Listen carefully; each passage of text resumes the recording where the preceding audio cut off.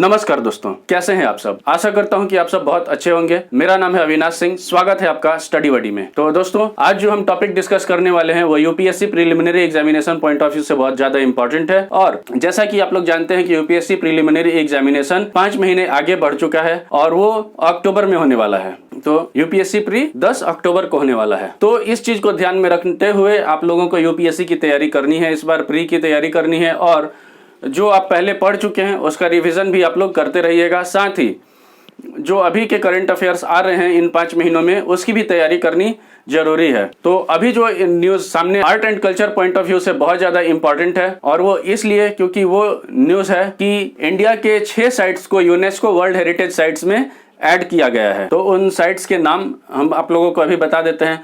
वो कौन कौन से हैं? वो 6 साइट्स हैं। बनारस में जो गंगा घाट है, Ganga ghat in Varanasi. Number 2, temples of Kanchipuram in Tamil Nadu. Tamil Nadu में जो कांचीपुरम के मंदिर हैं वो। मध्य प्रदेश के सतपुरा टाइगर रिजर्व। महाराष्ट्र में मराठा मिलिट्री आर्किटेक्चर। कर्नाटका के हायर बंगाल मेगालिथिक साइट्स। मध्य प्रदेश में जो नर्मदा वैली है उसका भेड़ा घाट और लमेटा घाट। ये जो 6 साइट्स हैं, इन साइट्स को टेंटेटिव लिस्ट में, यूनेस्को वर्ल्ड हेरिटेज साइट के टेंटेटिव लिस्ट में डाला गया है और इसके कारण ये 6 साइट्स इंपॉर्टेंट हो जाते हैं और ये 6 साइट्स के बारे में यूपीएससी प्रीलिमिनरी एग्जामिनेशन में पूछा जा सकता है। और साथ ही एसएससी बैंक रेलवे के एग्जामिनेशन में जिसमें जीएस पूछा जाता है उस एग्जाम के लिए भी ये इंपॉर्टेंट है, उसमें भी ये 4 जगहों के बारे में पूछा जा सकता है। तो सबसे पहले हम डिस्कस करेंगे गंगा घाट ऑफ वाराणसी, बनारस के गंगा घाट के बारे में। तो जैसा कि आप जानते हैं बनारस का गंगा घाट बहुत ज़्यादा फेमस है। पूरे वर्ल्ड से लोग यहाँ पर टूरिज्म करने आते हैं। अगर बनारस आते हैं तो बनारस के गंगा घाट पर भी आते हैं। तो इसलिए ये एक यूनेस्को के एक क्राइटेरिया जो कि उसके आर्टिकल 1 में है उसको भी फुलफिल करता है। और वो क्राइटेरिया क्या है? कल्चरल लैंडस्केप का, और स्पेसिफिकली कल्चरल लैंडस्केप के कैटेगरी में ही ये क्वालिफाई करता है। तो ये इसलिए भी बहुत ज़्यादा इंपॉर्टेंट हो जाता है, खास करके जो स्टूडेंट्स यूपी के हैं, बिहार के हैं, उन लोगों के लिए यूपी पीसीएस के एग्जामिनेशन में या फिर बिहार पीसीएस के एग्जामिनेशन के लिए भी ये इंपॉर्टेंट है टॉपिक।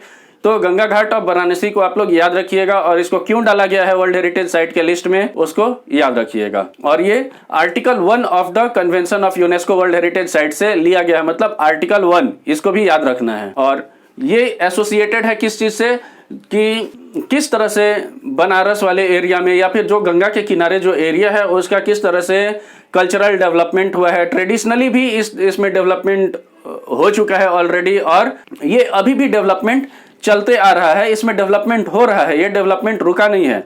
साथ ही हम जानते हैं कि किस तरह से ये हमारे कल्चरल पर्सपेक्टिव से हिंदुइज्म के लिए बहुत ज़्यादा इंपॉर्टेंट है। गंगा घाट बनारस का इसलिए भी फेमस है क्योंकि यहाँ पर हम लोग बहुत सारे ट्रेडिशनल तरीकों से पूजा पाठ करते हैं। हिंदुओं के लिए ये बहुत ज़्यादा पूजनीय स्थान है, तो इस कारण से ये इंपॉर्टेंट हो जाता है। दूसरा है temple of Kanchipuram.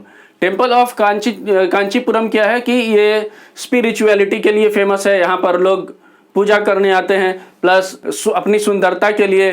Kanchipuram silk के लिए भी बहुत ज़्यादा फेमस है। जैसा कि आप लोग जानते हैं कांचीपुरम सिल्क बहुत ज़्यादा फेमस है, पूरे इंडिया में तो है ही, वर्ल्ड में भी फेमस है कांचीपुरम सिल्क। और जो तमिलनाडु के कांचीपुरम एरिया है वहाँ पर बहुत सारे मंदिर हैं। आप लोगों को पता होगा, जो लोग तमिलनाडु के हैं उनको तो प्राउड फील होता होगा इसके लिए कि वहाँ पे इतने सारे कल्चरल साइट्स हैं और आज वो वर्ल्ड हेरिटेज साइट में भी ऐड होने वाला है, वर्ल्ड हेरिटेज साइट के लिस्ट में आ चुका है। प्लस incredibleindia.org वाले में भी, ORG के वेबसाइट पर भी ये है। इसको न ही एक वर्ल्ड हेरिटेज साइट बल्कि ये आर्किटेक्चरल मार्वल भी है, साथ ही ये एक विजुअल ट्रीट भी है लोगों के लिए जो ऐसे दृश्यों को देखना पसंद करते हैं। ये बेहद ही मनोरम दृश्य हैं जो कि कांचीपुरम में पाए जाते हैं। और इसका इस्टेब्लिशमेंट कब हुआ था? इसका इस्टेब्लिशमेंट किया गया था पल्लव डायनेस्टी के समय में 6th and 7th century AD में। तो ये भी आप लोग याद रखिएगा। जहाँ पे 1000 मंदिर थे और अभी 126 मंदिर यहाँ पर बचे हुए हैं, जिसमें से 108 शिव मंदिर हैं और 18 विष्णु मंदिर हैं। और इसमें आर्किटेक्चरल स्टाइल कौन सा फॉलो किया जाता है? इसमें द्रविडियन आर्किटेक्चरल स्टाइल को फॉलो किया जाता है। तो ये भी याद करने के लिए इंपॉर्टेंट पॉइंट है। तो मैं आप लोगों को इस लेक्चर में सिर्फ इंपॉर्टेंट पॉइंट्स बता रहा हूं ताकि आप लोगों का समय बच सके और इसमें कोई भी फालतू एडिशनल डिटेल ऐड नहीं किया जा रहा है। और दोस्तों इसके साथ ही मैं एक इंपॉर्टेंट अनाउंसमेंट भी कर दे रहा हूं कि आप लोगों में से जो लोग मेरे वीडियोस को देखते हैं, कमेंट करते हैं, उसमें से जो बेस्ट कमेंट होगा उस बेस्ट कमेंट करने वाले को, हमारे सब्सक्राइबर को एक गिफ्ट दिया जाएगा हमारे चैनल के तरफ से, स्टडी बडी के तरफ से। और वो होगा जब हम 1000 सब्सक्राइबर्स पूरा कर लेंगे तब। साथ ही एक क्विज कंपटीशन भी रखा जाएगा जिसमें फर्स्ट, सेकंड और थर्ड आने वाले पार्टिसिपेंट्स को स्टडी बडी की तरफ से एक गिफ्ट हैम्पर दिया जाएगा जिसमें कुछ भी हो सकता है। It will be a surprise. तो दोस्तों हमारे चैनल को लाइक, शेयर और सब्सक्राइब कीजिए, हमारे फैमिली को ग्रो करने में हेल्प कीजिए। Become a member of our family and grow with us. अब हम बात करेंगे हमारे जो 3 number UNESCO world heritage site है, वो है Satpura tiger reserve. Satpura tiger reserve Madhya Pradesh में लोकेटेड है और ये जो सतपुरा नेशनल पार्क है उसमें हिमालयन रीजन के 26 ऐसे जीव जंतु रहते हैं, जिनमें हिमालयन रीजन के 26 स्पीसीज रहते हैं और नीलगिरी रीजन के भी